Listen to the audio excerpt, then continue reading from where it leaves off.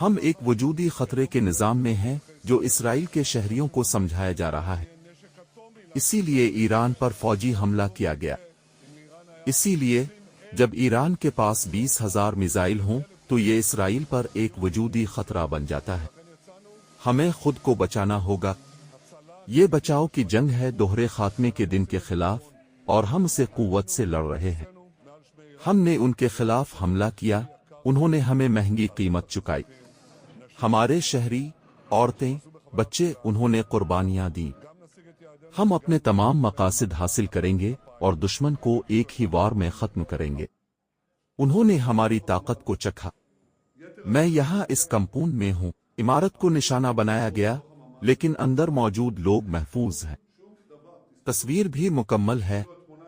ہم اپنی جانوں کی سخت حفاظت کر رہے ہیں، اور ہمیں ایک بات کا پتہ ہے، دشمن کو سخت قیمت چکانی پڑی ہے، خاص طور پر خواتین اور بچوں پر حملے کی وجہ سے۔ ہم اپنے تمام مقاصد حاصل کریں گے اور دوہری بقا کی جنگ جیتیں گے، زمینی سطح پر بھی اور اسٹریٹجک طور پر بھی۔ ہم پیچھے نہیں ہٹیں گے۔